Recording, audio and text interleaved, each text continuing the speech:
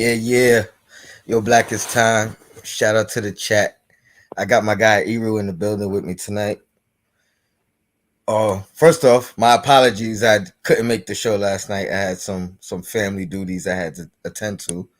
But I reached out to Eru for this emergency podcast, and he came through for me. So appreciate you, Eru, man. How No you doubt. doing? Chilling, man. I like to hear your voice. Yeah, I you know what I'm appreciate saying? I like having you it. across the screen, man. Appreciate it, bro. And shout out to you. I checked out, most of the podcasts you did yesterday with State. Shout out to State. State is back. Yeah, You shout out know, to Steak, shout out to Josh Hanged Out and Evergreen as well, man. It was a good show. I, That was good. I love y'all dynamic.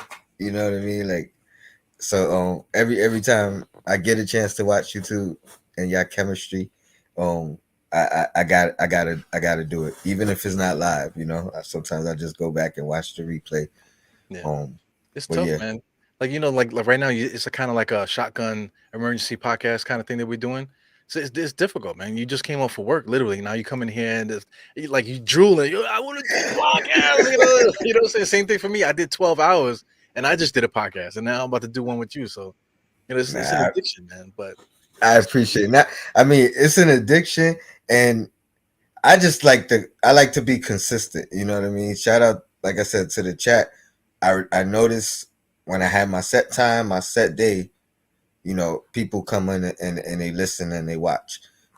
So when I can't make it, I feel bad for those guys more than anything. You know what I mean? Because if it's up to me, I just do it whenever I feel like it.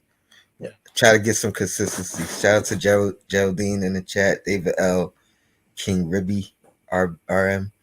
yeah. Um, Today I kind of wanted to talk about the Knicks being this Jekyll and Hyde, Dr. Jekyll, Mr. Hyde. It's like there's two teams. You know what I mean? Like any given week, we could have a 3-1 week or 3-2 West Coast trip and come back and be excited, and then home we getting beat, whether it's a real bad loss, a blowout, or some real competitive ones that we feel like we could have won. We could have pulled it out and we just didn't. Yeah, that But that Cleveland game was crazy because I mean we won, but that was like the worst win of the season. Like if that's such a thing, because it was not a fun game to watch, And but we did win, but I was miserable the whole time watching it. well, luckily I was watching. Hopefully nobody's. I was watching in between every chance I got at work. You know what I mean? So I couldn't like focus on the game. So the fact that every time I peaked, we were up and we were doing good. It was enjoyable to me, Yeah, but I could only imagine if I was home, focused, comfortable. That low scoring game. But I mean, let's jump right into that. We'll go back to this Jekyll and Hyde thing. yeah, 81 points we gave up. Lowest outcome of the season for us. It's got to be up there in the league as far as lowest points in a game as well. yeah. You think the defense has finally come around? No, because No. the coach what's the coach name from Cleveland? He said that no disrespect to them, but Okay. they was looking at us like they held us to 92 points, and then they Mm. didn't shoot well. That's how they thought about it. You know what I'm saying? And then listening to them, I kind of get where they're coming from because they played decent defense on us. They were stopping us from what they were doing. But like just watching them say like Garland and Donovan Mitchell, I feel like they weren't themselves. They were Mm. just doing a lot of weird stuff. They were letting the ball roll the whole length of the court. They did that like 10 times. I'm watching, and RG's playing defense while Garland is rolling the ball out the court. So it was just a bizarre game. But I would like to believe that our defense was better against Cleveland. I think it was. I mean, from the little bit that I got to watch, and the little bit I got to watch when I got home, because I did watch a little bit more of it. Watch it again a little bit. I think the defense was there for sure.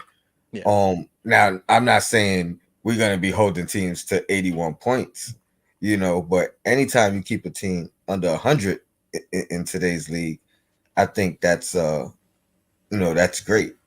Well, I have a question about that game though. The Cleveland. What made them start Lamar Stevens and Mama D Diake? What made them start those two guys? Because Cedi Osman wasn't hurt. Kevin Love is not hurt. Karis LeVert is not hurt, and Isaac Okoro is not hurt. But they chose to start two guys that probably should be in the G Hmm. League. Did Levert even play? He did. Yeah, he played He 60 did. minutes. Yep. Okay. Isaac I Okoro played I 20. I missed the tip off, so I didn't realize they started. Yeah. But that's a good question. Maybe they underestimated the Knicks. Maybe they weren't going to play Karis LeVert, or they weren't gonna play some of these other guys, and they thought it was a walk in the park. Right. And they came in and say, "All right, we could rest some guys tonight. Donovan could probably just carry us." You know what I Yeah. mean? That's what I got from them from the post game too. They were just kind of like being spooky about it. Like kind of like Mhm. borderline disrespectful. They'll say, "Oh, no disrespect to the Knicks, but we held them in '92." I said, "Wait a second, we beat y'all by 10. So, but you held us in '92." It's like, So I don't know, man. Oh, I wish I heard that. But that's a great talking point, though. And I wouldn't put it past them as being disrespectful or, like I said, underestimating us. I hope every team comes in and overlooks us and is looking at it as a win before the game jumps off, because that gives us an advantage where we could creep up on some teams. Yeah, But about this defense, man, I mean, I've been saying all year the defense is going to turn around. As bad as it's been, that's been the MO of these teams the past 2 years under Tibbs. We don't start off as a great defensive team. We end up as a good defensive team, or great, depending on what year you're talking about. But I just think that was going to happen again this year anyway. So I think it is going to come around. I do want to shout out to Trav B. Ryan. Salute. that's my guy, Appreciate you. man. Um, Dan Marrero. I think you're new, so appreciate you as well. Let's see what he said. I think they're really missing Jared Allen. Um, I agree. I agree. He's gonna bring a lot more defense to that squad. That dude Dean Wade too. They he was starting for them, so I think they really did take us for granted. They figured they could start whoever they wanted to, because it was going to be like a easy thing, or maybe just giving these guys a shot, maybe to see if they can handle the Knicks or whatever. I see our RCB talking about them. Yep. Yeah, yeah. Salute to you. Apparently you're a Cleveland fan because you said our starting three, and we Yeah. moved the vert to the bench. But appreciate you jumping in and showing some love. Yeah, that's I interesting. actually would love to hear more of your input on your team and that particular loss. Do you think you guys overlooked us, underestimated us? Yeah, it's interesting to see that because he's talking about that with Allen out, Diake is who they usually start. They usually start Diake when he's out. So I mean that's interesting. Cleveland has a weird team. They have like a lot of big men. They rock a lot of big men and they have swing men and big men. That's real, and then Garland, and And Donovan Mitchell. Mitchell. Yeah, Yeah, two big time shooters. But yeah, man, definitely we needed that win, yeah, because this podcast today, or if I did it yesterday, would have been totally different. yeah, My mood would have been totally different. I'm not happy with where we are as a whole, but I'm definitely settled because of that big win. And we yeah, have Atlanta coming up, which they're going through some turmoil right now as well. yeah. I How think they you? screwed themselves, Atlanta, because they went and got another point guard. So I Mm, mean, like, say, like, even with Tom Thibodeau, I think just to talk about the defense with the Knicks and just whatever. I think right now the current guys that we have on the roster is the rotation that Tom Thibodeau wanted. Like I don't think he ever believed in Cam Reddish. I think he wanted to start Grimes from the beginning. So I hmm think this the rotation that he chose with Jericho Sims off the bench and all this other stuff, and McBride getting minutes. I think this is the squad that he wanted from the get go. I think. So You don't think McBride's minutes was really based off of Rose not playing? well, I think maybe he was gonna start playing McBride overalls just for the defensive purpose. Hmm. You know, Interesting. Interesting. yeah, Shout out to Jazz, Tony the optimist. I am the optimist. yeah. I The mad scientist Tony Crow. am. Oh man. Ah man, I lost my question. I had a question for you. Well, Oh, are you familiar with what's going on with Trey Young and the coach and him not playing Friday's game well, and all that? I think they have beef going back from when he took over as the coach. You Mm, know, I think they have beef from then. He's an old school kind of guy. So he basically saved the season when they beat us that time in the playoffs. He saved their season by streamlining the offense and just going through him. But he likes to play defense. He's old school. Nick McMillan was a defensive player, hmm. big time defensive player. So him adding this guy Murray, this is more to his liking. So usually when like I got a chance to, we played them already, but I got a chance to watch them a couple of times too. Just interested on how they play. Hmm. Trey Young kind of plays off the ball a lot, and Murray is on the ball, a lot. What I'm saying. So I think it's like that's the point I was trying to make with the Knicks is that Tom Thibodeau has his set plays that he enjoys, and McMillan has the same thing. Maybe he fell in love with Murray, and that's why there's this like interior, You turmoil going on. couple questions. Mhm. Do you think he fell in love? Do you think the rumors that those two guards wanted to play with each other, and do you think that's what brought him there, or do you think it was more the organization I don't. spearheading that? Because I always was under the impression that Trey Young got him here, you got him there. You know what I mean? Like through back channels, whatever. And then, all right, listen, he wants to, like, he's the inside man. Hey, he wants to go. He wants to come. Can we put this together? But it would be a totally different story and very interesting if that wasn't the case and they brought him here despite Trey Young as opposed to for Trey Young. I think it's all of the above. Just like the Knicks, there's so many different people that have different opinions and stuff. So I think within the organization, they might be in turmoil a little bit too. Just like the brain trust, who do they want to go with? Because I mean, winning wise, like with Trey Young, even though he's so good, they haven't really excelled the way that they would like. You know what I'm saying. So that's so adding him in there. It's just odd because they could have chosen to build, to keep Cam as well. But they chose Huerta, then they traded Huerta. And then they got, it seems like a team that's just kind of like trying to figure it out. They're trying to balance it out, what works for them. You know. Well, I mean, they were in the same position that we were in coming off of that, their Eastern Conference final run, our playoff berth, where we came back as the organization and ran it back. Josh, I seen your comment too. I'm gonna answer you in 1 second. Or you got the keys, man. Jump on in. Jump on in. We could talk about it. Um. Oh, what was I saying? I'm sorry. It's been a long day. Um. Damn. What the hell was I just saying? But Savity wants to jump into it. Make it a party, man. Fuck everybody pop in here. Hey, Yeah, Savvy, jump in. Damn. I lost my whole chain of thought, man. I blame Josh. Well, we just talking about Atlanta, them trying to figure out what they're doing. Oh, that's what it was. We were both in the same position where we brought everybody back, right? Right. And if you remember last year, I don't know if it was the GM or the president of operations, whatever, but somebody went on the record on the podcast said, maybe we didn't make the right decision bringing bringing everybody back. We thought because we made it this far, let's double down and run it back.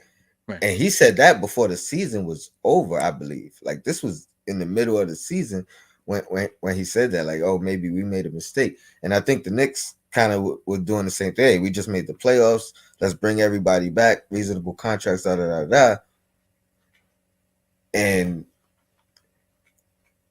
Atlanta has made the decision. All right, we made that mistake.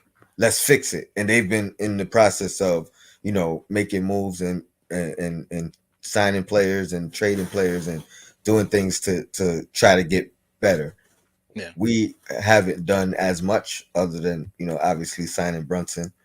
Um, we did what we had to do to fix some of the mistakes in the Kimba Walker signing. Yeah. And let me address Josh. Let me go back and find. I hope I started. Oh, here we go. He says, Tony, would you now want to hear from the front office? Here If we go with that. so, or if not, why? Do Did, I, did you did you see him stressing out Sim about the same question?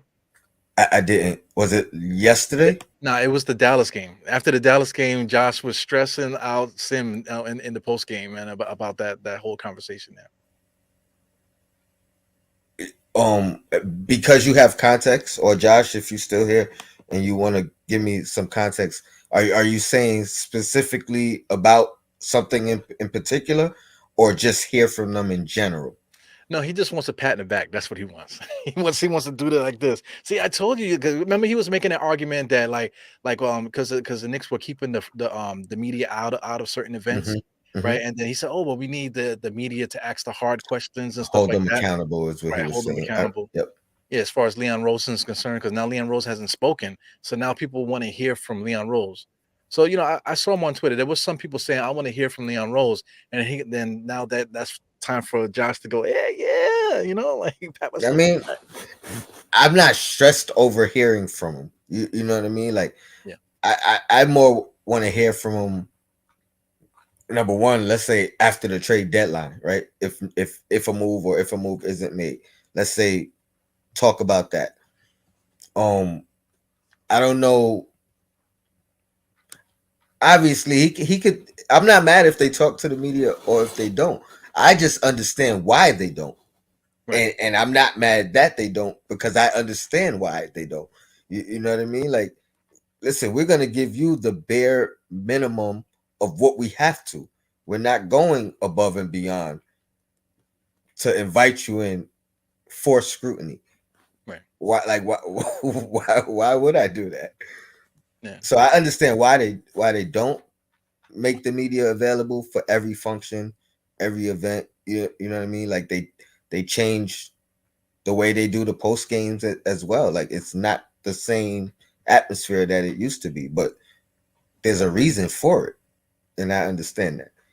I hope that answers your your question, Josh. I appreciate it because I mean it's 2022, so it's not like before when you have to rely on the beat writers to ask questions because not everybody has cable. Everybody's gonna buy the daily news and the post and read the back page and stuff. Nobody really does that anymore. So the back page is us now. So that's always been my point. I don't necessarily need a beat writer to ask a question because Sim is gonna between you and Sim in the post game, you guys are gonna dissect everything anyway. So I don't need to see what the reporter said because I want to watch nothing but Knicks and I'm gonna see them chop it up and every which way that you can possibly imagine. So that's how like to say like a fan should get their information in my opinion. And then also too, you made a point about the trade deadline. Just judging by what the front office does, that tells you loud and clear what they're doing. You know, like Tom Thibodeau making this change with the rotation suddenly like this. That tells you loud and clear what he wants to do, what his mindset is. You know, You know what? Let's let me see what Josh said, and then we're gonna talk about that um 9-man rotation again. The back page is not us because we are speculating, just like the rest of the fans. We don't know. well We don't know. the thing is that you're asking the beat writers to ask the questions, so the beat writers are asking the questions because they don't know either, right? Yeah, and I believe some of these beat writers speculate just as much as us, Yeah. and I also believe that some of these beat writers listen to some of us, and then Let me tell you, I bet you they voice watching their you. own voice their own opinion accordingly. Yeah, I bet you they watching you and they writing down, oh yeah, writing down what Tony said, okay, blah blah blah, blah. And then they'll come out the next day with all their content and stuff, based off basically remixed, off of what you guys said the night before. You know, And I mean, it's nothing wrong with that, but I definitely believe that that happens, and I'm not saying myself. I appreciate you saying it, but I'm not saying my. yeah, But I think they watch all the content creators, and yeah. you know what I mean. And I think a lot of the content creators watch each other as well, Well, whether they admit it or not. yeah. Even like to bring hip hop into the, because hip hop and basketball is kind of similar, right? So in order for someone to find out what's relevant, that's like a big word, like recently, the relevancy in hip hop, right? In order to be relevant, you have to know what's going on. You have to have an ear to the street. You got to know what the kids are talking about. You got to know what's going on, in order to know if whatever you're saying is relevant. You know what I'm saying? So in order for a beat writer to know what we want to hear and what we want to talk about, how else would they get it? But by not listening to us, not just us, but listening to fans in general. They're on Twitter, ghost listening, watching other people and stuff. So, that's how they gouge what's interesting. Yeah, yeah, I agree 100%. What y'all saying now? So they have access, we don't. That's why we rely on them to tell us who the Knicks were shopping to get Donovan Mitchell. Just an example. Well, that's where I disagree, because I feel like, again, especially at that point in time, I think a lot of that was speculation. I think a lot of that was some misinformation as well. Yeah, Um, whether it's coming directly from the reporter or from someone in the Knicks or someone in the Jazz. But I think there was a lot of misdirection and misinformation purposely being put out there. So I yeah, don't know if, we heard reports that Grimes was untouchable. I don't know that to be a fact. You could believe it because the trade didn't happen, but I'm not going to go that far and say, oh, because there was a report of that is fact. Now, if that's the question that you want to ask for, you know, the front office, that's a fair. I get that too. There are some questions that I would like answers to. Well, Josh wants to know, how do we have more of an ear to the street than a beat writer who travels with the team, possibly. He might even take showers with the guys too. Who knows? I don't know what happens. But we're talking about the street, not talking about, hey man, if you give me a story, I'll pay your cable bill for a month or something. Like these little conversations, we don't know what they're talking about. But when it comes down to basketball, we can see what's going on in basketball. All the other stuff, as far as rumor stuff and whispers in the locker room and stuff like that. We don't. I feel like we don't need to know about all that stuff. Oh, really? We don't? No, we don't. What has whispers in the locker room ever done for us? Well, whispers in the locker room is what we talk about on some of these shows. Is that not true? We talk about some of that stuff. We don't just talk about what happens in the game. We talk about the storyline surrounding it. Let's not act like the storylines are not important here. Yeah, we can watch the basketball game and tell why. Anybody can watch the basketball game, right? But why do we do what we do? Why But are we breaking it down? we're breaking it down because the beat writers aren't doing a good job breaking it down. So Well, but we have to okay, break it down. fair enough, right? But everyone can watch the game, right? So why is there need for anybody to break it down? If that's the case, Well, not everybody has to get the gab. Like you, Josh. You know, mm, not everybody is as good as you. Not everybody is good as Tony and whatever. Not everybody's as comfortable to be in front of the camera and stuff. So it's a different thing. no, I appreciate that, Hero. Thank you so much. But that just goes to further along prove my point. Not everybody is as they can't just watch the game. They have to have more. They have to have more of a storyline behind it. That's why sports media exists. Right? Why you think all the Knicks fans are now mad and complaining? They want to hear from Leon Rose now. They didn't have that same mentality in the beginning of the season. They didn't Right. have that. Right? People want to hear more. Like I give you a perfect example, and I'm gonna keep it Nick related. Willis Reed, he came hopping out the tunnel, right? Everyone's seen him hopping out the tunnel, right? Mhm. You don't think there's a fan that wants to know what happened while he was back there? Like you don't think it will go more into Nick's lore to find out that Willis Reed pushed the trainers away, told them to get off of me, and he ran out in the court saying he's going to play this game no matter what? You don't think that matters in the history of But sports? that's different though. Sideline reporter. like whoever it was that was on the court, said, "Oh snap! Look at Willis is coming through the tunnel." Okay, or like let's say what's the name of the young lady that just had a baby with Wiley? You know, she'll come out with an injury report. Oh, this guy slipped in the shower. Okay, that's something that we wouldn't know sitting at home. Like, how come this guy's not playing? Oh, because he has diarrhea. That's why. Okay, Exactly. cool. So that's what their job is to tell us that Right. they have diarrhea. So they're there to be the eyes that we don't have as fans. We can't do that. So to say that, oh, we can watch the games and find out what happens. No, the game is not that easy. Yeah, there's 48 minutes in a basketball game, but a lot of stuff happens in sports that are not within the lines of play, right? Like Julius Randle slapping on a laptop. That happened within a timeout. Mm-hmm. That didn't happen within the 48 minutes of the game. But we all saw it. Right. Right. We all saw it, but that could have happened backstage, right? And then that's an example. And if it did or if it didn't, like, let's say it happened behind the scenes. Mm-hmm.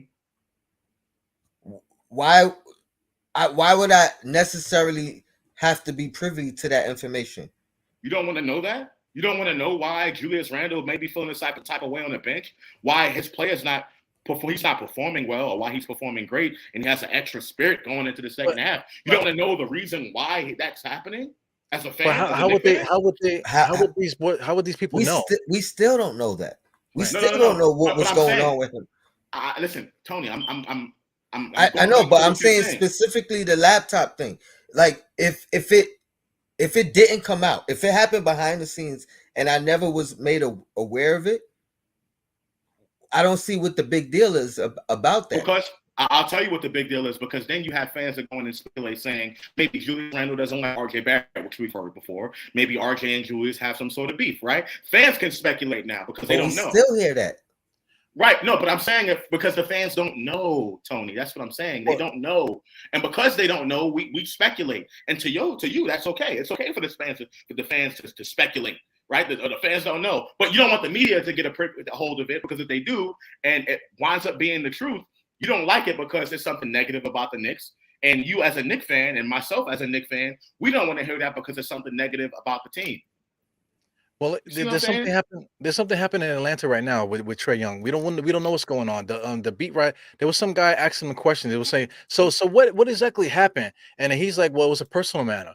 And they said, yeah, but it's a personal matter. But don't you think we should know? Blah blah blah. This and the other. He's like, it's a personal matter. And he keeps asking him, but yeah, it's kind of like going against the team and this and the other. And he said, bro, some things need to be kept in the thing. So him asking him that question is irrelevant to anything. It doesn't help. Now watch this. Now watch this, right? Someone commits a crime on the street, man. Someone gets taken advantage of, whatever on the street, right? The detectives have to go ask that question. Us as Americans, we have the Fifth Amendment. We don't have the right to say anything. We have the right not to answer questions. So does that mean the detective should not ask the question because he's not going to get anything anyway? I'm not wearing any pants.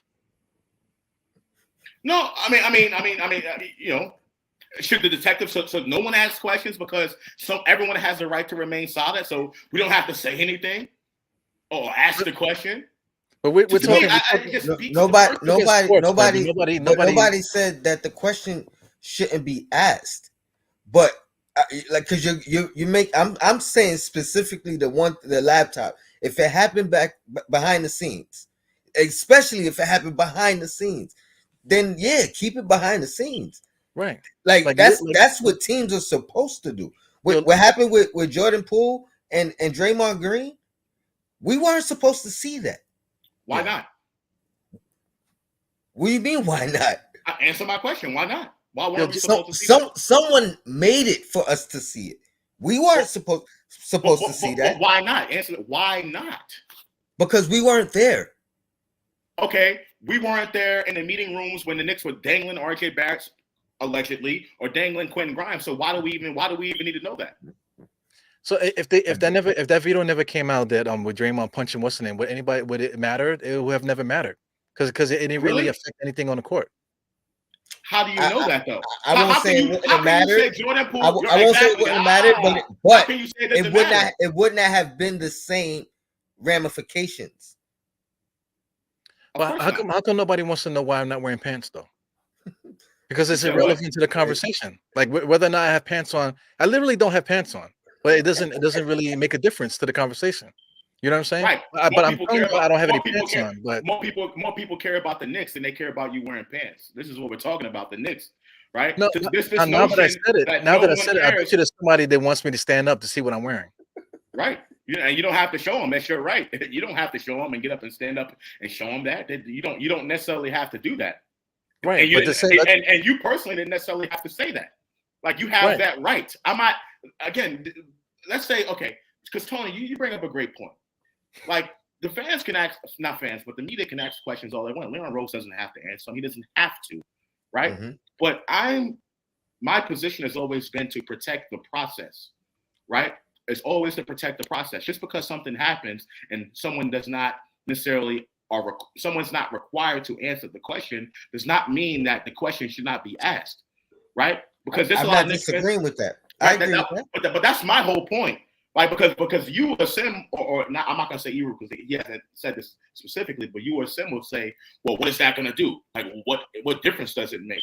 It makes a world of difference. We're talking about the process here. And now in the offseason, again, the Knicks weren't playing any games. And like I told D from D's World of Hoops, D Poetic, I told him earlier on the controversy, like, I speak fluent Knick. I know how Knick fans operate. Like, in the offseason, everything's all fine and dandy. We don't need to do anything. We need to keep all the players that we have now. And then during the course of a season, we can win a game. We're on a major high. We can lose a few games, and now we're on a major low. We want to fire everybody. And then people start reaching to hyperbole, and they start throwing stuff out there that's not necessarily true, right? And they start making stuff up.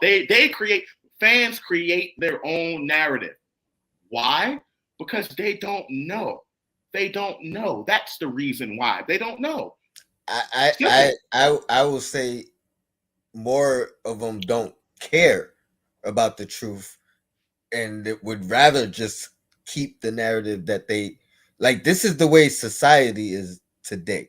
You know what I mean? Like, if you are part of a certain political, I won't even say political, but you have the ability to go and listen to and get the news that you want to hear. You know what I mean? So if you and I have two different viewpoints, I can go and find the news that fits my viewpoint, and you can go and find the news that fits your viewpoint. They're both talking about the same thing, but it's two different viewpoints, two different sides of the coin. And you think that's how it should be? Well, no, I'm saying that's how it is. Oh, that's the reality. Okay. That's all the right. reality. All right. Okay. Good. Okay. Well, I think what you're saying, Josh, is very important though. The process is important. Like, just totally disregarding the media, and then the fact that they have to be there because history. Like, if the media is not there, we're gonna be doomed to repeat what happened in history. Where, like, the media is there for a reason, to ask the stupid questions, ask questions that we don't need to know or whatever. But somebody needs to be present there, in order to have that responsibility. Will Chamberlain scored 100 points in the game. There's no footage of the whole thing, but that's some of the most sought after footage in the history of media. Some of the most sought after footage. We know he scored 100 points. It's on record. Someone wrote it down. But why do you think people want to see the game? Because they want to answer their own narratives, like Tony that's said, my point. That's my point. So fans can make up these narratives. Will Chamberlain was snuffing everybody in the paint. He was fouling everybody, and he was scoring. Someone can make that up. We haven't seen the footage, right? Someone can come out of nowhere and make that up and create that. That's the reason why sports media exists. So that was my whole point. That's the reason why I asked you that question. And I don't want to get too far off topic. I know y'all had something going on. I apologize, Tony. And welcome back, Tony. Appreciate you. Well, it's good to see you, man. You my guy. I like looking at Tony, man. You know what I'm saying? But I just believe that, this is why I knew I was always going to be right in this situation, because I know Knicks fans. Knicks fans are so emotional, right? And they have this anxiety built up. We lose a few games, and it's like, you know what I'm saying? Like, we lose a few games, and this is a great comment. You can't handle the truth. That's exactly what they don't want to hear the truth. Like, you don't want to hear that the team sucks, that you root for. You don't want to hear that. That's why you criticize ESPN, who goes out and says it. You don't like that. You don't like the fact that the media was saying that the Knicks suck, which they have, but you don't want to believe it. You can't handle it. No. See, part of what you're saying is true.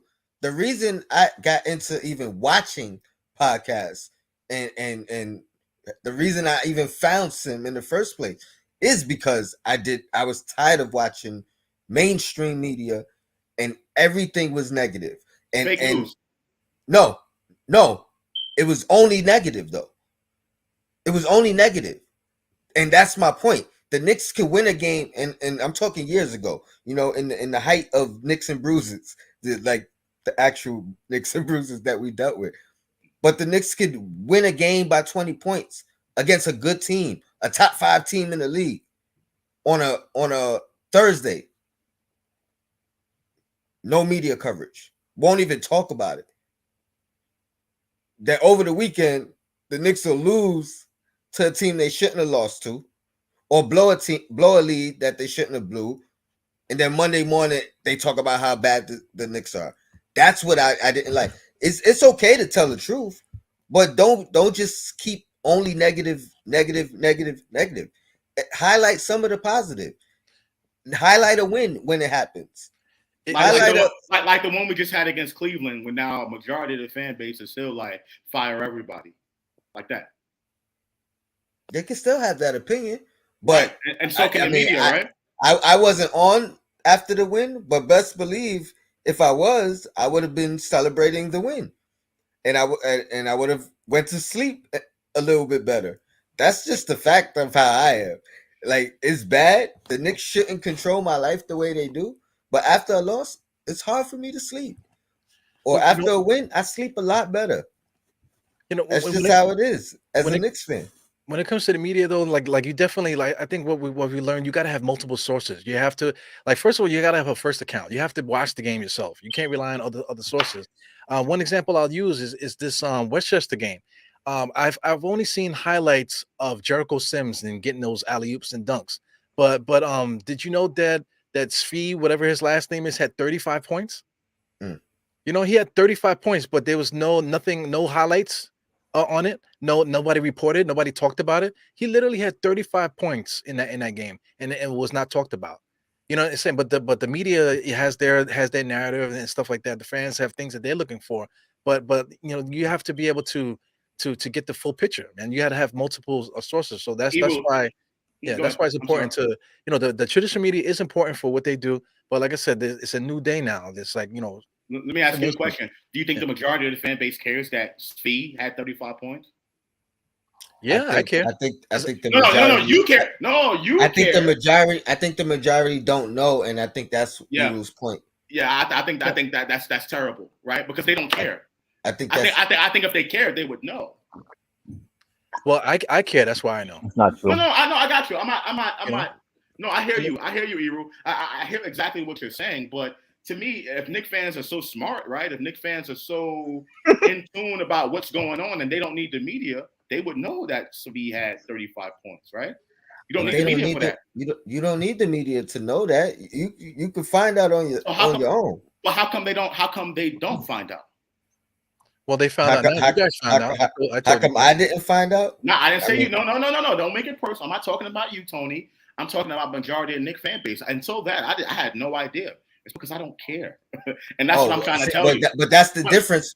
That's the difference. Right. You didn't know because you don't care. I cared, and when he just said it, I'm like, oh, now I'm gonna go back and probably try to watch the game. Right. But that's what I'm saying. But I'm talking about the majority of the fan base. Why don't they know? It's not because the media didn't cover it. Well, part of it is, I would say, but it's because they don't care. The media, like, again, people criticize the media all day long, right? They want to say the media is making up these narratives, which sometimes that happens, Tony. I will never, ever disagree with that, right? But the media is just not making up these narratives and creating stuff just because. It's because the fans want to see it. So we can criticize ESPN all day long and criticize Stephen A. Smith. That's still one of the highest rated shows on television. Still, it is. Statistically, it is. Right? So I don't mean you're doing right. Watch. Right, exactly. So this is not about right or wrong at the end of the day. That's what I'm saying. It's not about right or wrong. We're talking about the reality. Like you said, Tony, Stephen A. Smith in First Take, that's one of the highest rated shows on television. People watch. As much as people want to criticize, and as much as people want to criticize me, saying I don't know what I talk about, because I'm controversial, people watch. Josh, you're absolutely right. Controversy sells. I think the mainstream media realize you have people who like basketball who aren't Knicks fans per se, who get a kick out of kicking the Knicks and hearing about how bad the Knicks are. So now that's an audience. You know what I mean? Knicks fans and the outrage that maybe they display. I'll speak for myself. I know I've displayed some outrage in the past, watching ESPN or watching whatever network and how they speak about the Knicks. But even they accept that. They encourage that. You know what I mean? Oh yeah, let's get them all riled up and pissed off. And now they're gonna watch it just to get upset. So yeah, you're right. But on the flip side, we don't have to listen to it. No. I'm not saying that at all. Now there's options. I think and I wish I was on that pod with you, Queen. I haven't seen Queen in a while. I gotta check on her. Queen, Sim, Hard Will, Uncle Freezy. I wish I was on that podcast. I missed it for whatever reason. I was busy doing something, but that's why I wish I was on that podcast, because I think fan content is important. I think what we do here on Knicks and Bruises, on Die Hard Knicks, on Nothing But Knicks, on Controversy, on Queen's Court, on Still Knicks Fans, I think that's important. It's an important part of the conversation, an important part of the narrative. Absolutely. I'm not saying that should not exist. What I'm saying, that fan-created content is there to supplement, not to replace, to supplement, to augment what is already there with the media, the mainstream media, not to replace it. And I think that's where we get confused in this thing and say that, well, the media, they're doing absolutely the wrong thing and they're biased, right? But we're fans. We make fan-created content. We say our players and our team is better than everybody else's, because how can we be a fan by not saying that? We can't. We have to say that. I mean, so we have the same. That's not true. We have the same biases. And Savvy, I'd like to hear your point. I would like for you to prove your point and tell me how that's not true. But as fans, that's what we do. We are fans. Our job as fans, not to say our job, but what we do is to make our team appear better than what they are. Right? So how can you say that the media, the mainstream media, is naive, but we're not? That was my biggest problem with the whole thing. I want to see what's under the do-rag. Some cornrows, some Iverson braids. Who said we're not? Who said what? Who said we're not biased? Who said we're But see, what you did was there's the pot calling the kettle. So you're gonna say that the mainstream media is overly biased against the Knicks. That was one of your points before on that show and in previous when we had this argument that the mainstream media is biased. So it's the pot calling the kettle. That's what I'm trying to say. I never said that. You said that we are not biased. I'm saying that it's the pot calling the kettle. That was my point. No, we're biased in the other direction. I agree with everything you're saying. Okay. But like when you say we're not here to replace them, we're not gonna get rid of them. They have fans outside of us. You know what I mean? They have listeners outside of us. They talk about more than just the Knicks. You know what I mean? So I just didn't want to hear their Knicks takes. No, I don't blame you for that. But the main topic of that show, that particular show, and why y'all had that conversation in the first place was, is the fan created content there to replace the mainstream media? And that's what I'm talking about. Replace, not augment, not support, but replace. And no, but it is replacing it for some people. That's what I'm saying. It may not. It doesn't. They don't have to be non-existent to be replaced. But if I'm not going there for Knicks content anymore, and now I'm going to all you guys for my Knicks content, then yeah. How is that better though? How is that better? Personally, I'm asking you, how is that better? Okay, yeah, they're saying stuff that you want to hear. The fan created content is saying stuff that you want to hear, but how is that better? Because how is that less biased is my question. Well, it wasn't so much about what I want to hear, because it's not like it. I mean, I don't consider myself as much as everybody calls me the optimistic one. You know what I mean? And I'm probably the more optimistic than most of you guys. But I don't think you guys are optimistic. Like I come to you because y'all have real opinions. If y'all don't like the way someone play, you're gonna say that. But you're not gonna come in every day and bash everything. You know what I mean? You're gonna acknowledge the good. According to Sim, I bash RJ all the time, and Savvy said it before too. He kind of let up on his point though. But have you've also gave him praise after a good game? Right, but Sim said Sim said that's not genuine because I don't bash him the same way I do after a good game. See how that doesn't make sense?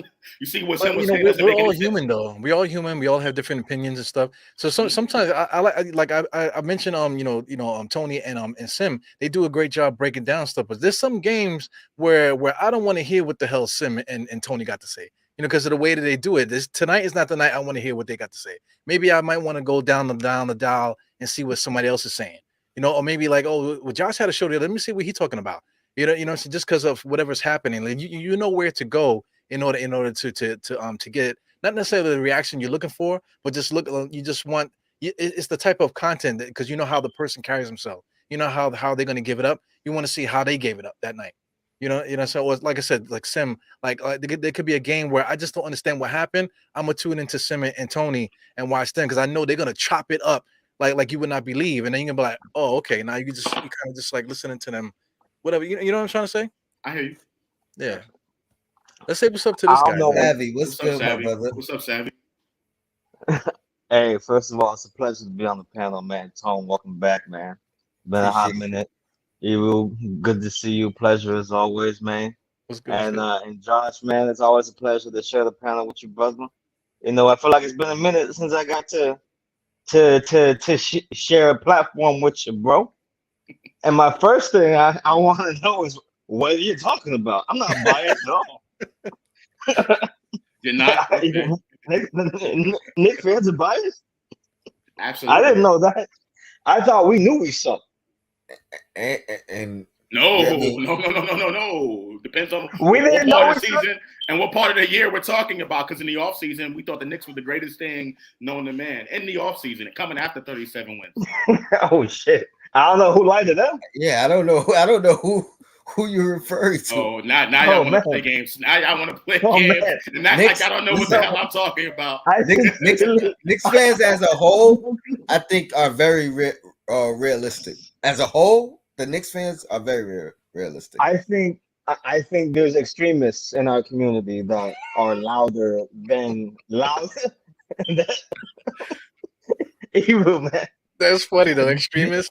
We just No, finished no, no. like killing an extremist last night between me, Josh, and Evergreen, Mr. State. Oh, yeah. Yo, There's plenty of them out and there. I was watching. Bravo, and I saw the short that you made where you put him in the stand. But I think that the extremists are louder than the cooler heads that prevail, and the cooler heads are the ones who are doing the real analysis. I don't think we're here as fan content creators to make our team appear better than it is, nor to replace the established journalism complex that already existed. Well, that's what Tony I said. think So, in so many words. well, my belief is that it came to a time where it became so cool and buzzworthy and funny and trendy to just make the Knicks reduce us to the butt of a joke, to where we weren't really getting any journalistic insight as to what was happening with our team in any sort of concrete way. We weren't getting what we needed to know in terms of oh, like this player and that player and the rotation and the contracts and the direction of the front office and what they want to do. We're getting more reporting on scandals and saucy, rumors. Oh, did he ask for a trade? Oh, Phil Jackson said this about Carmelo the other day. You know what I'm saying? Like we're getting stuff like that, and then we're getting Stephen A. going on and tearing us a new one, and making it funnier to make fun of us, which is ironic considering like the fact that he's a Knicks fan, but like you said earlier, people watch that show and we're supposed to think that his attack on the Knicks, even as comedic as it was, is not having an impact on how other journalistic outlets are covering the Knicks. Come on, we all know what Nick Flicks is. Well, I And that, think we go on. just to your point, that's why I always respected Max more than Stephen A. To a degree, because at least Max wiped his hands, washed his hands. I'm not a Knicks fan anymore. You know what I Right, mean? Like right, Stephen right. A. would be saying pretty much the parallel to what Max It is was saying, and still right. being like, "Oh, I'm a Knicks fan." Well, It some was people all would accuse me character of and that though. no So, insight. someone would accuse me of that. There's a lot of people that accuse me, Josh, you Fair should go enough. root for the Nets, right? And all of y'all would be like, nah, Josh is cool or whatever. It's because we've been doing this for a long time. You guys know me. You guys know my spirit and know my soul. I'm a Knicks fan, but we don't know Stephen A. Smith. We don't know him personally. All we know is the fact that he goes on these shows and he's like, yo, the Knicks are trash, right? So, Savvy, my question to you is, I don't understand how having that sort of opinion and having that type of those outside takes, right? I don't understand how that is not an important part of what really goes on. You don't think Phil Jackson criticizing Carmelo Anthony is a major part of why the team didn't do well on the floor, particularly the I think team's it not. is. Okay, so how can you say that the outside stuff like that? That was an example that you mentioned, so that's why I'm bringing that up. So how can you say that is not? It's an outside, and that's something that you make it seem as if it's a tabloid kind of Right. narrative when that's exactly what contributed to why the Knicks were bad during his tenure. So why do you feel that way? I think it's a major factor. I think it has an impact on the team and therefore is important to report on. So I agree with you on that point. But what I'm saying is that the nature of what stories and information dominated any Knicks coverage became more geared toward things that could cast a negative light upon the Knicks organization and make us out to be more of a laughing stock. So even though that was having a real impact on what was happening on the court and was important to know, it contributes to a larger overall trend that we're seeing to anything that can be remotely used to clown the New York Knicks and Knicks fans. It is going to be somehow mentioned as part of a news cycle that includes coverage of other basketball teams that we see get talked about differently. Whether they're Like, winning, losing, bad. For example, you would see a story about the Knicks and they would make a joke or something like that. And then in the next segment, they're talking about the Clippers and their possible trade options to trade for this player. I'm like, okay, all right, so it's trade season. We got assets and we don't have any trade options coverages. I would like to hear something like that. But you're talking about this other team with a legitimate basketball journalistic coverage, and you're talking about us with clickbait type of stuff that's just gonna be like, haha, Knicks fans, got you again. That James Jones never gonna do it, right? But I think where we came in was, and not us because I don't have a Knicks content channel. I think y'all got it. You're doing a great job. I think what we did was we got down to discussing, not necessarily covering news because we don't have the access, but we got down to dissecting and discussing topics that were relevant to us that we wanted to know about that were not being dissected and discussed at length on these platforms.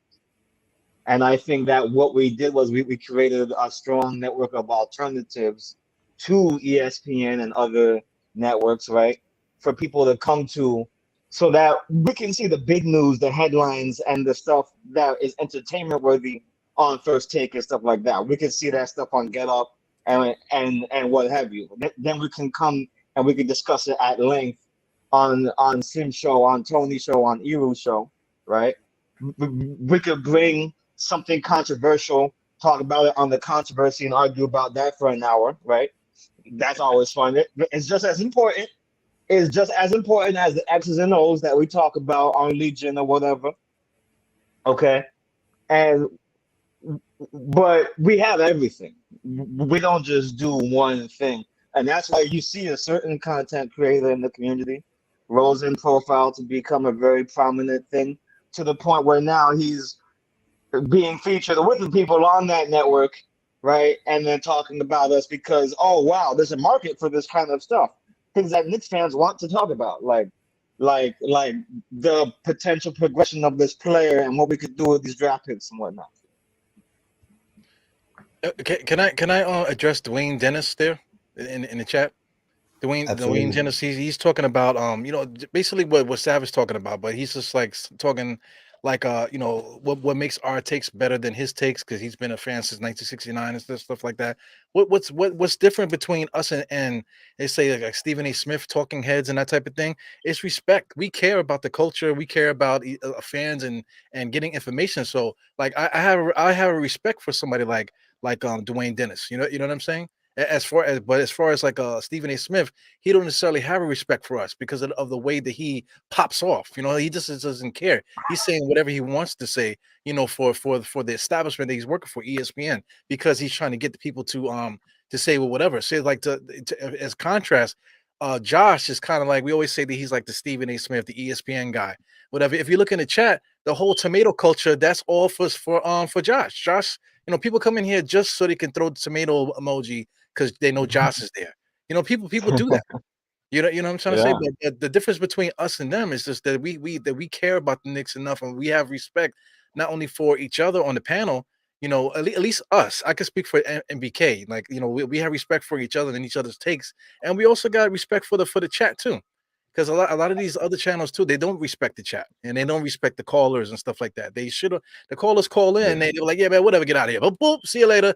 Next. I agree with that. I agree with that 100%. It's the opposite. It's the opposite of respect.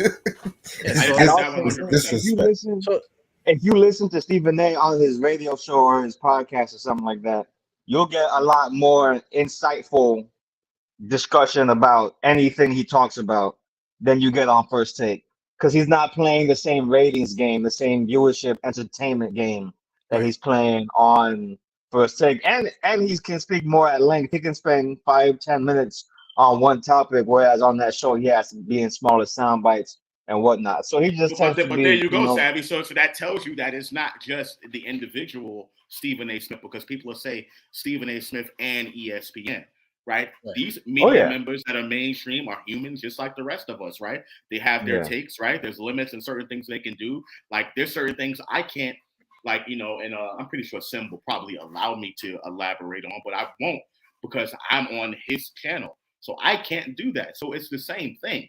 And I get it. Like, yeah, Stephen A. Smith is more mainstream. He can't interact with the chat like we're doing here, right? But he's still a human being just like the rest of us. Why should his take, right? And of course, I'm speaking specifically for not anybody here, but some of the fans in the chat and in the the Knicks universe. Why should Stephen A. Smith be looked at as the clown that's not a true Knicks fan? He's human just like the rest of us, but he has limits and things that he can't say on the network that he works for. So all I'm trying to say is all this stuff about people criticizing the media and agreeing with the fact that the Knicks don't have to talk to the media. Yeah, they don't have to. Of course, they don't have to. Everyone has a Fifth Amendment right to remain silent. That's just a part of life, a part of American society. But as a fan, don't complain talking about you want this to happen and you want that to happen when a minute ago you were talking about everything's all good to go, because then that's hypocrisy. And that's where I'm pushing back on some of the fans who are out there saying, this, and that about the Knicks. And then the first sign of trouble, you want to fire everybody. That's hypocrisy. And Knicks fans are emotional. To me, they're not realistic. To me, they're emotional. They're emotional fans because they go just like the wind blows. That's how they do. That's true about a lot of fans. Stop saying hey. You're a Knicks fan too. Okay. Fine. Put me in it.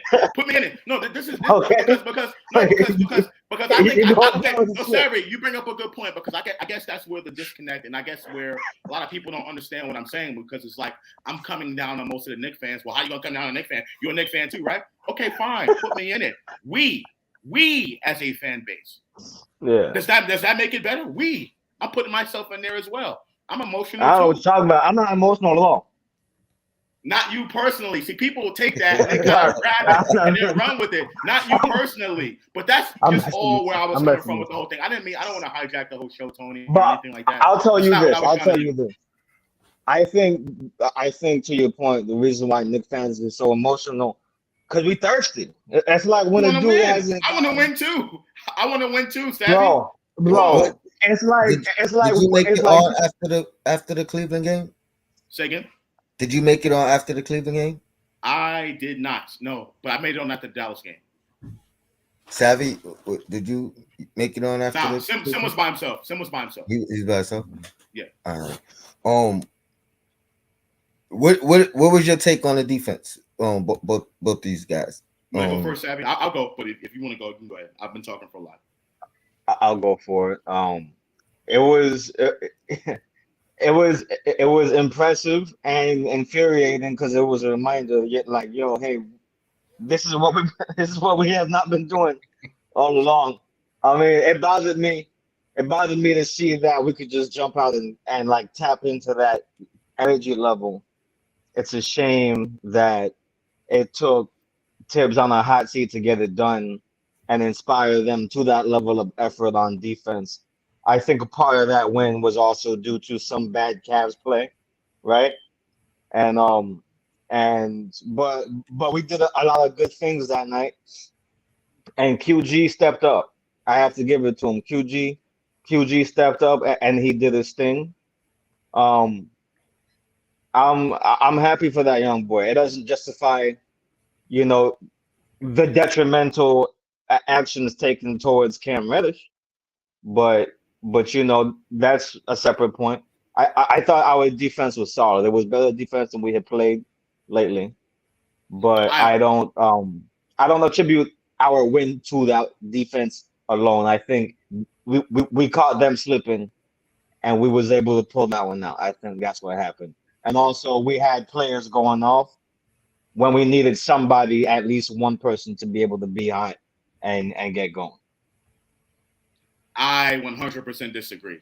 100% disagree. I think it was more about them missing shots than us playing good defense. We left them wide open on many occasions. Kevin Love had a lot of wide open opportunities.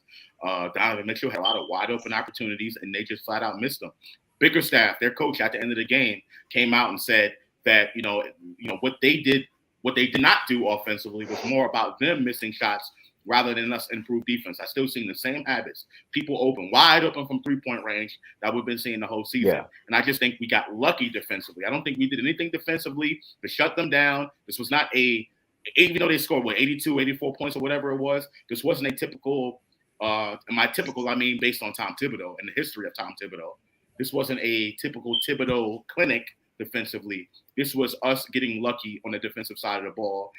Based on what I've seen in that game, I cannot definitively say that I expect the Knicks to do this as far as defensive production for the rest of the season. I need to see more. And I need to see them actually shut teams down, not leave them open. They have no shots, force them to the end of the shot clock. We didn't see a lot of that in that game on Sunday. Yeah, I basically agree with you, because Tony asked me earlier on before you guys came on. I said essentially the same thing. So I agree with that. Like we have a defensive philosophy where the Knicks player goes into the paint. Like let's say if their man is behind them, they ignore them, and then they're looking at the ball. And then when they swing the ball around, now the guy has to turn around and do a full sprint to get the hand in the face. That is a philosophy with the Knicks, man. And those are like little nuances that need to change in order for us to be taken seriously as a good defensive team. So I mean, Tom Thibodeau, he has a lot to prove, not just the players, just his scheme and all this other stuff, man. So. I mean, this rotation is supposed to be fine now, so hopefully, cleans it up. Right. And that's where I was going to go next. Go ahead, Savvy. Yeah. I was just going to say that if you could textualize it to our last game against Cleveland, right? The plan this time around was stop Donovan. That was our plan A, B, and C. That was it. It was stop Donovan. Did we leave shooters open? Yes. Do we always leave shooters open? Yes. Did we force a lot of people to stop their dribble and pass? Yes, we did. Something that we don't do very often. Okay. Did we force a couple of shot clock violations? I definitely saw a couple that I did not expect to get. Not only that, but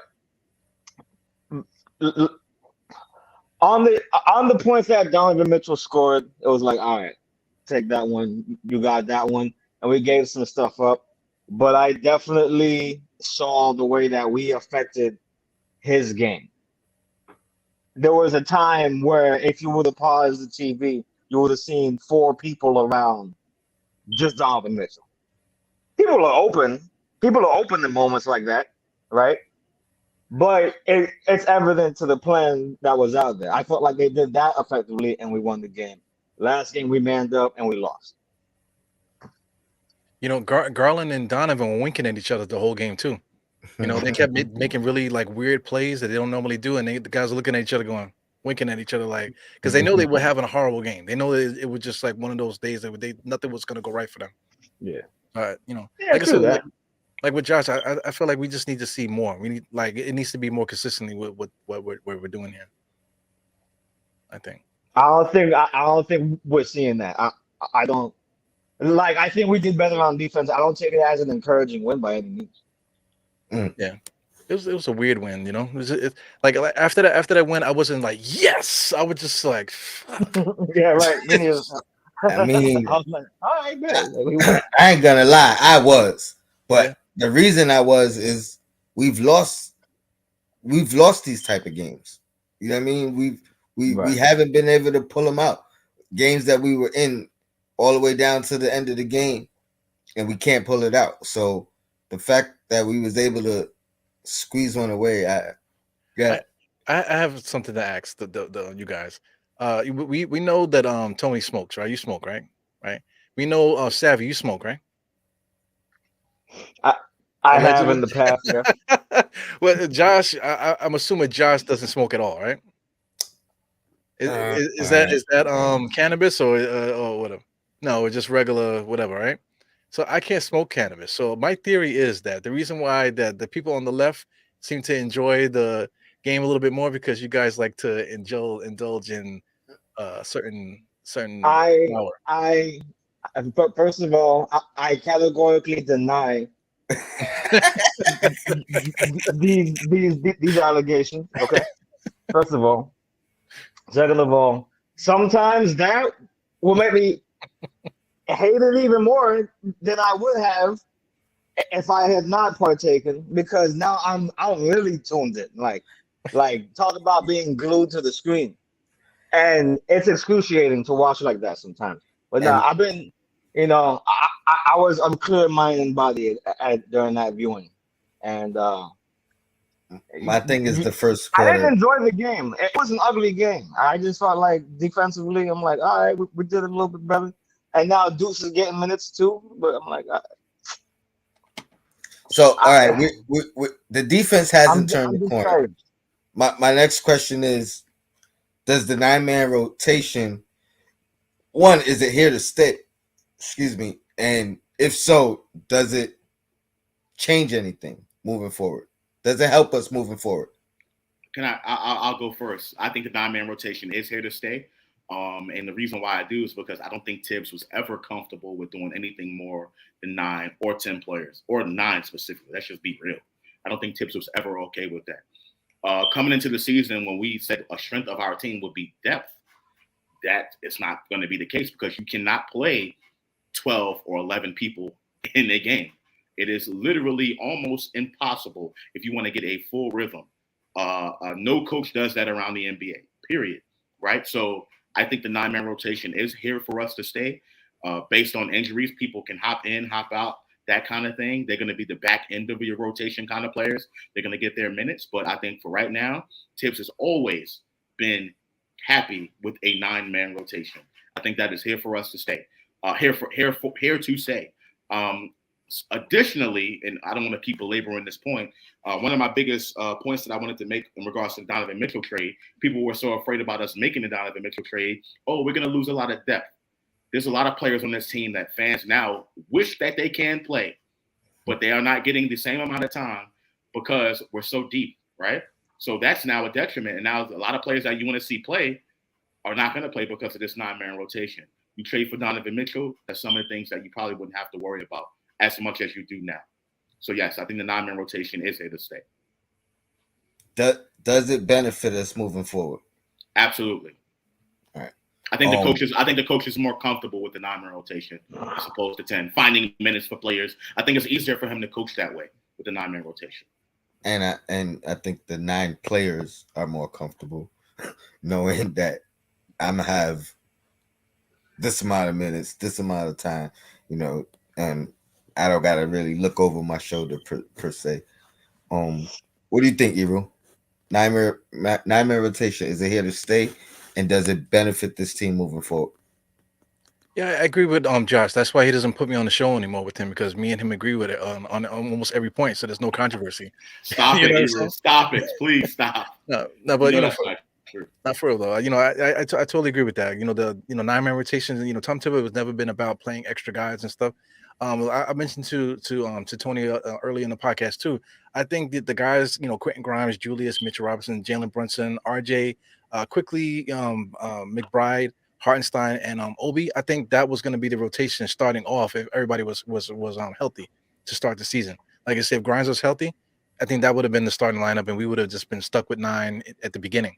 So I think finally we're all healthy and everybody is available. So this is the guys that he's going with. That's what I think. So we will just have to see. Like you're saying, if somebody gets hurt, then somebody can sub in and out, accordingly. But this is his rotation. And I think to go forward a little bit, it messes up everything because the situation last year with Cam Reddish when we traded for Cam Reddish, once he got here, his answer to that was I already got my set rotation. So now Cam Reddish, I'm not thinking about him. I got my set rotation. So Or more now, importantly, you traded a guy who was out of the rotation, who right, wasn't playing, and you bring a guy in. Where is he going to fit? right. So Just to pinpoint it. yeah, absolutely. So I think like going forward for people that are looking for a trade or looking for something that's going to help the team get better, I think we're going to be looking at the same situation when the time comes. And that was going to be my next question, so I'm gonna double back to it. But Savvy, 9-man rotations, is it here to stay, and does it help the team moving forward? Is it here to stay? My initial answer was no, because I think it's only gonna stick around as long as it's working. Mm. And I don't think it's gonna necessarily work, whether that be because of injuries or because of our win-loss record going forward with that nine-man rotation will remain to be seen. But I definitely think that we're gonna see people outside of that rotation crack the floor for minutes, like you know, they're not banished entirely. Whether Well, it yeah, benefits us or I not, don't think any. I think because we kind of spoke about it earlier, me and Eru. I think if it is here to stay, I think that doesn't mean the other 6 guys aren't gonna ever play. Injury now you switch out the injured guy, next man up. But I do, right? I do agree with these guys. I think it is gonna be 9. I think Tibbs is, to Josh's point, is more comfortable with 9, and I think the team, those 9 players, now they start to have that comfortability. They kind of know the rotation. They know, and they can mix that rotation. You know what I mean? So now when you got 9 players, you can kind of mix them up a lot more. And you know what I mean? Like nobody's like, oh, I'm not used to playing with this guy. I'm not used to playing with this guy. I'm not.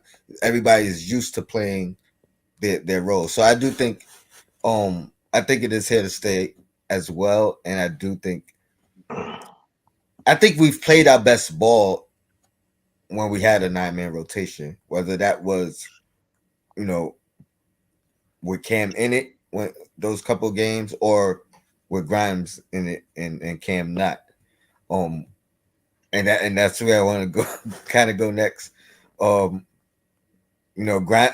Cam's out that 9-man rotation. Eru says he thinks Rose is out and McBride is in. So my question to Josh and Savvy is: do you agree that Rose is out and McBride is in? I'm only skeptical about that because Rose hasn't played the second game of a back-to-back this year. So I attributed him not playing and McBride playing to that. But what do you think, Savvy? I Is, think that is Deuce I made his way over Rose in the rotation? I think he has. I don't think that's necessarily for any reasons outside of like load management type reasons, right? Um, I think that is the case, and I'm not mad at it. I think it's good to go that direction for now while we're in the regular season. If it comes down to like crunch time or somebody gets hurt or something down the line, I could see D Rose coming back in and being like the best option to get in there, right? But I think that for now it is going to be Deuce, and I think it's a good thing over the long run. Josh? I disagree. I think we seen Deuce in that one game, but I think Cam is still in that 9-man rotation. If I had to predict, I think it's going to be him instead of Deuce McBride. I think the Deuce is going to be the odd man out. I think for that particular game, I think that's what Thibodeau wanted to see, kind of. But I still. Well, what about Rose? Rose is out. Oh yeah, Rose done.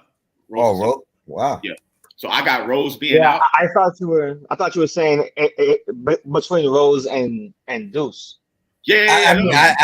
I was, because that was just. I mean, well, that was Evil's point. Right. And honestly, I was just under the assumption that, in that 9-man rotation, it's probably looking like it's going to be Grimes over Cam, and not, and no other adjustment. But I mean, no, because if I have my pick, then Cam Reddish is in the rotation, right? Like I agree with that. Not, right? I think we all agree with that. I think it's absurd that he's not in the rotation. Okay. Yes. I mean, yes. I would say so, Eru. Yes. I would agree. And that's where I'm coming from. That's why I'm coming from with that. Like, I like Deuce. So, Deuce is going to give us some things, but I think still offensively, because our offense is trending down, I think Tibbs is going to go more with Cam instead of Deuce. And I appreciate Deuce, what Deuce brings defensively. No question about that. But I think at the end of the day, I think Deuce will be the odd man out instead of Cam. I might be wrong, but that's just the way I predict that it's going to go based on what we've been doing this season. I'm going to say Cam instead of Deuce. And Rose is out completely. Yeah. I agree. And check this out. This is the first thing that Tibbs has done that has made me like seriously consider maybe we should fire this guy. First time ever. Why? Because of that game? No, because of the fact that he came out and stated that Cam Reddish is not going to be in the rotation. He said that specifically. I don't think he said that specifically, though. Yeah, he did. I think he was asked a question about it, right? And he was asked a question. He said he's out right now, basically. Out the rotation. And I didn't like the decision, nor did I like the public stating of that fact. Yeah. I feel like it's too definitive, and it's not based on basketball reasons. Yeah, he was more apologetic for Rose. He said, Rose back to back. We're just trying to see what's going on. And he said, but what about Cam Reddish? Yeah, Cam Reddish, he's just out of here. The hell with that guy. He's out right now. He basically he didn't say it like that, but he's dismissive, I heard it. One of those guys has impacted winning for us, and the other has not. Yeah, and that's crazy. I mean, I might want to see. Speaking of the rotation, right quick, Tone. Sorry. Before you go, let me just highlight Parrish Duggar. Appreciate you. Go on. Thank you for the super chat. He says, we need the guts to play Cam, Deuce, and Grimes, and now Tibbs needs the guts. But I would love to see that. The issue is that if you play certain guys, then somebody doesn't play. Mm-hmm. It doesn't have the chutzpah. Man. So who sits if these guys play? Who sits?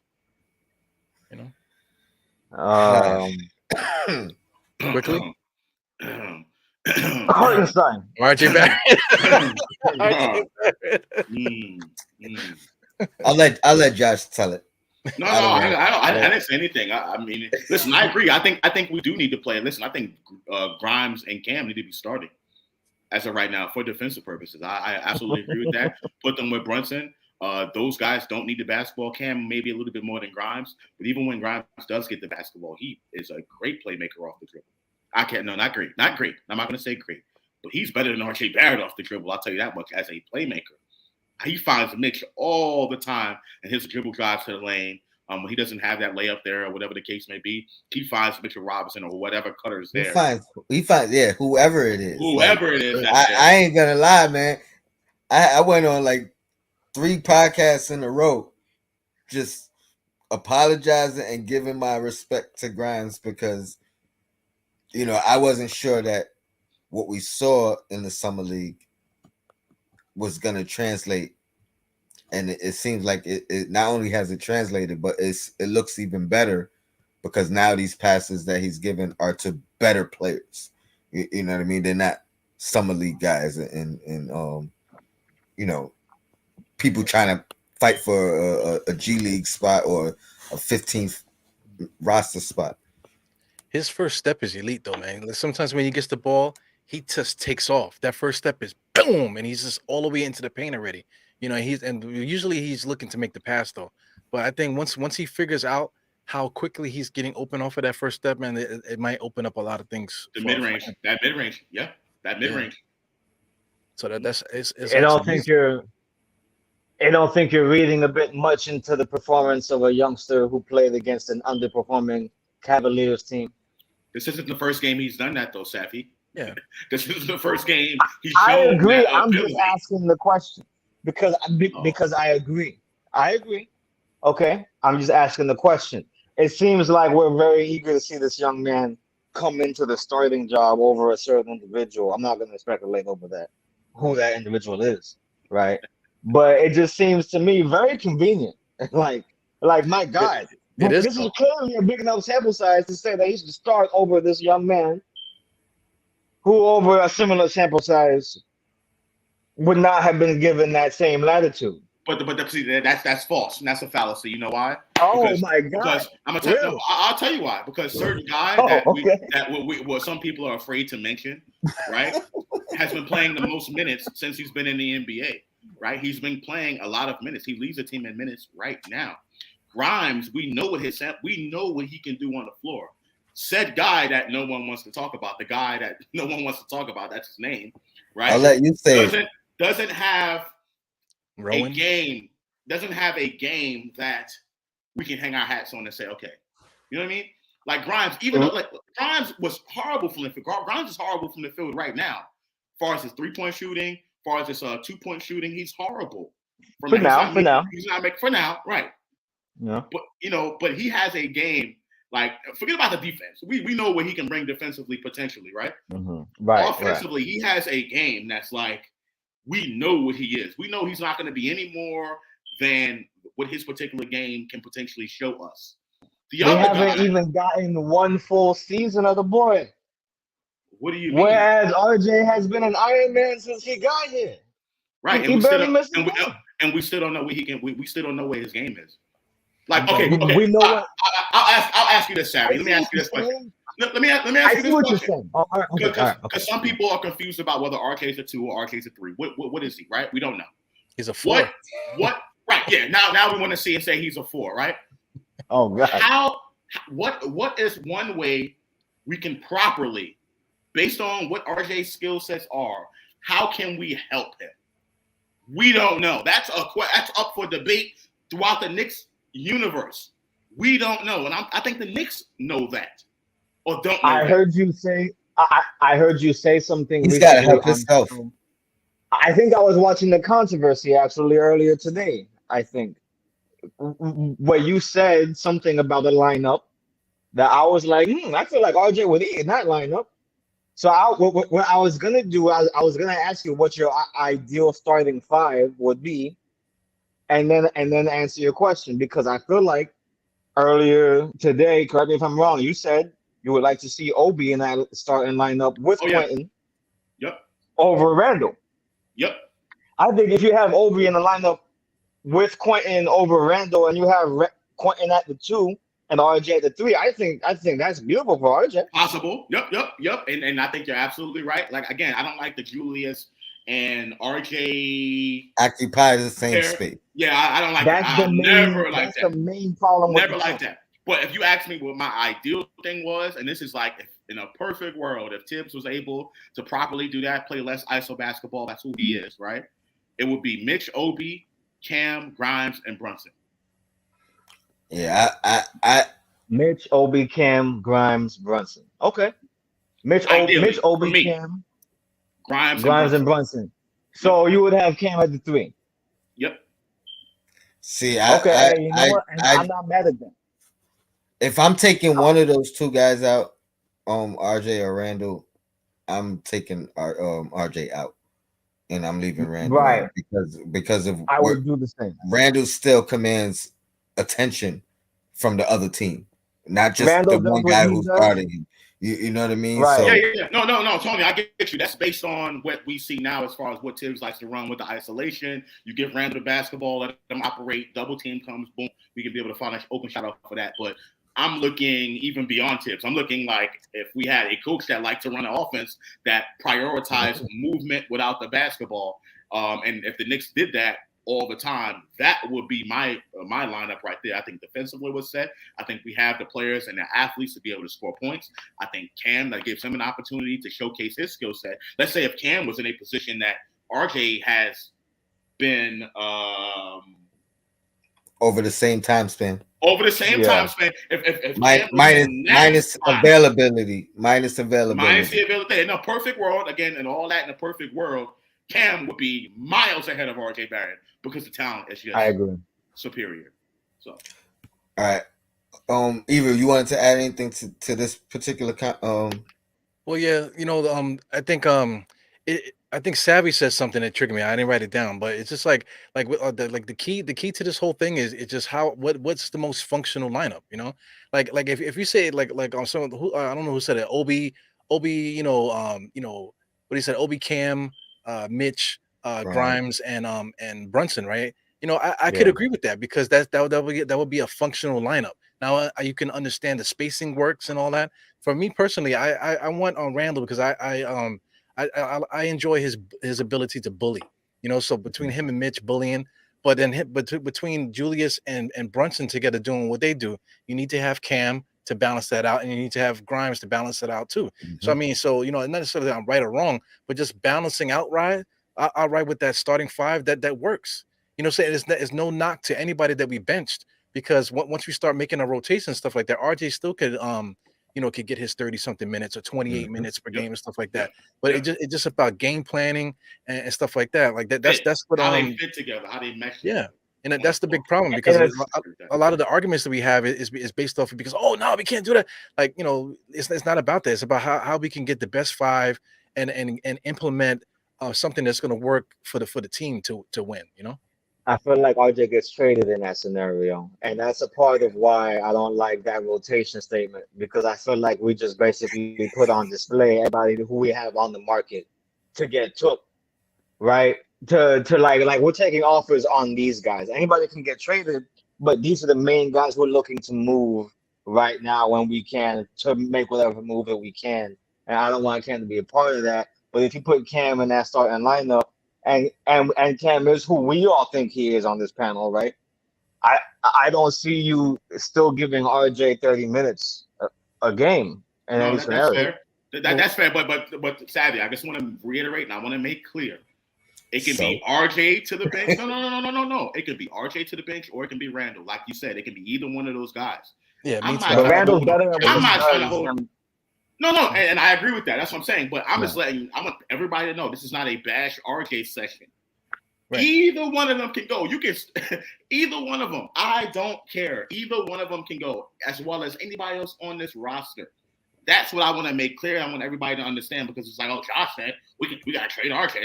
No. Yeah, I co-sign that. I agree with your lineup. The lineup that you had with Obi and Cam, I agree with that. If that's what they wanted to do and it makes sense for the spacing, that's perfect.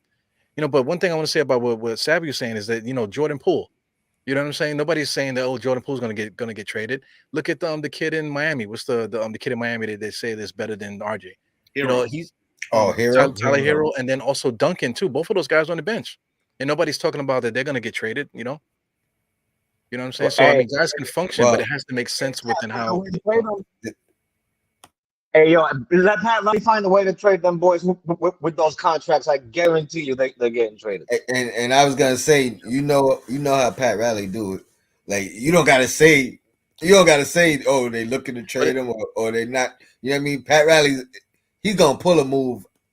Pat But it's not Riley will personal trade though. Jimmy You know what Butler I mean? tomorrow. It's not personal though. It's Yeah, always a no, basketball exactly. decision with him. Exactly. He'll blow the whole damn team up, and Yeah, he'll could care less 100%. because 100%. he has something in his mind that he wants to build. Through the next move and the next move. Salute to my guy Ty Barbie in the chat. I haven't seen my favorite lawyer in a long time. Me and him used to go at it on Twitter, but he agrees with me today. So salute to you, Ty. He's in here right here. I want to He do. is. He's in there. Yeah, Not in the stream. I don't see him in the stream. Oh, I Though. see him. I see him on I see YouTube. him. Salute to you, Ty. Appreciate you, yo, because I don't know if I've seen you on the show before. So if you're new, appreciate you. If you're not new, he's well dressed. my apologies. Esquire, baby, Esquire. That's my guy Todd right there, boy. and hit that like, subscribe, and He looked like he got a pack of Werther's original in his pocket. So I'm gonna close it out with one last comment. One last question for you guys. Do we beat Atlanta tomorrow? See, I was looking at that Cleveland game as a revenge game based off of what Donovan Mitchell did to us in Cleveland. And granted, I didn't get to watch it the way you guys did. I was occupied at work, so here and there, 30-minute break. That was the longest stretch that I could watch straight. But I was looking for the Knicks to come out and have a revenge game. And I'm hoping that was the case, and that will be the case tomorrow with another revenge game. The difference is that first game against the Hawks, it wasn't Trey Young that killed us. Trey Young was relatively quiet the whole night. It was Murray that, shined. Was that in the Garden? That was in the Garden. Yeah, we were winning too by a lot. We were winning by a lot in that first half. And that was one of those games, Mr. Dr. Jekyll, Mr. Hyde. I did my first thoughts after the first quarter, and I'm like, yo, this might be the best quarter we've had all season. Like everything was clicking in that first quarter. And then by the end of the game, I'm like, yo, this might be the worst game we've played all year. Like, how do you have the best quarter and the worst game in the same 48 minutes? But that all being said, do we beat Atlanta tomorrow? Is it a revenge game?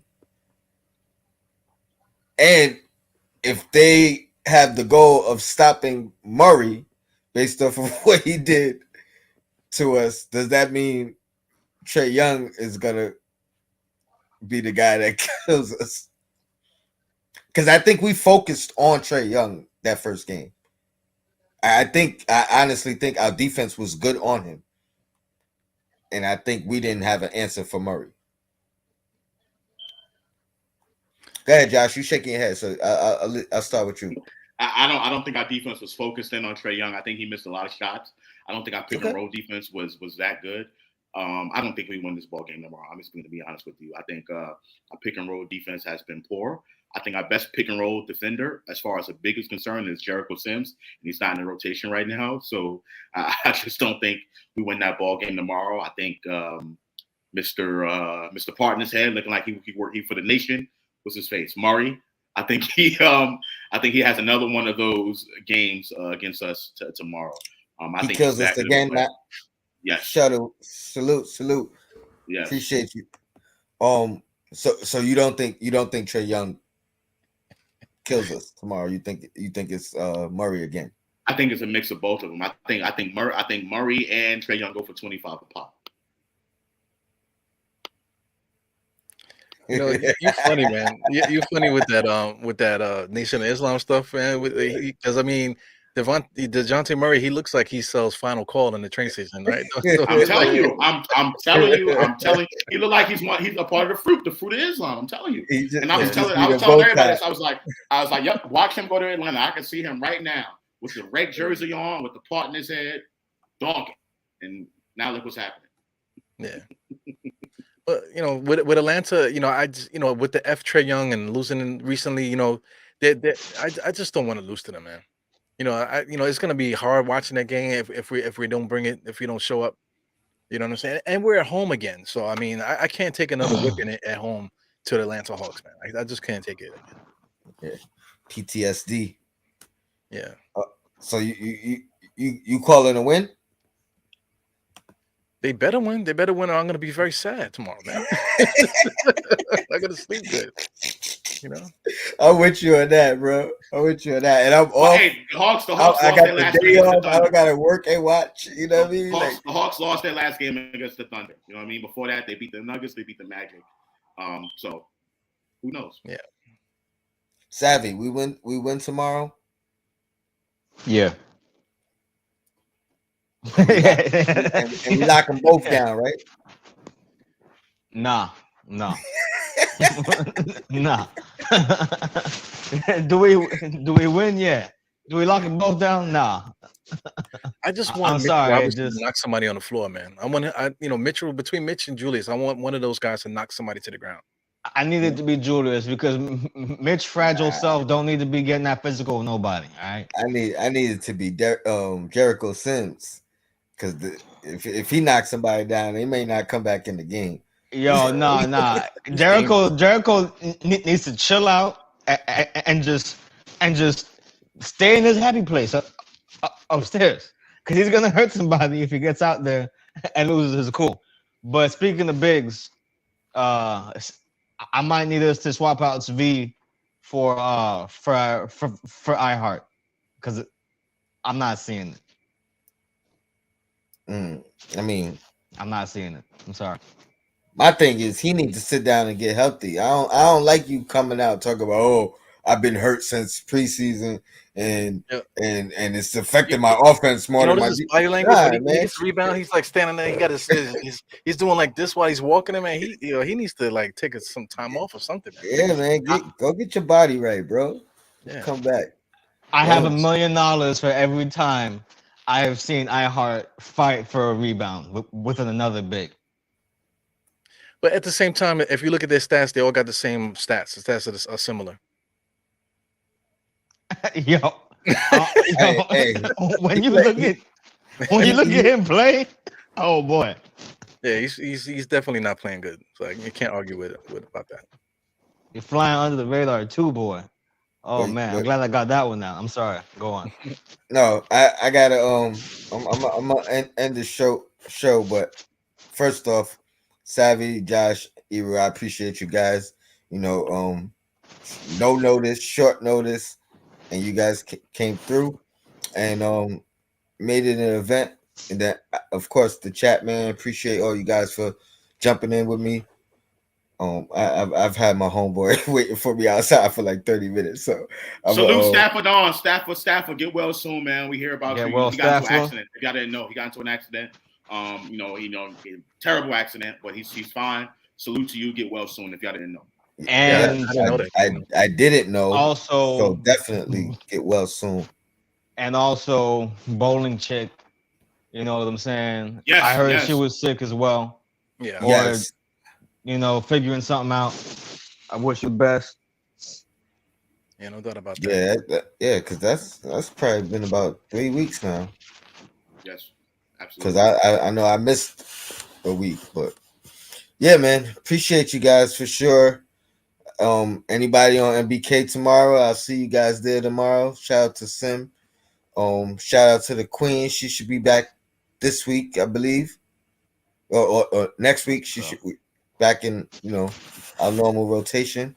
So shout out to the Queen. Shout out to the chat. Your Black is time, and I'll see y'all tomorrow. We out.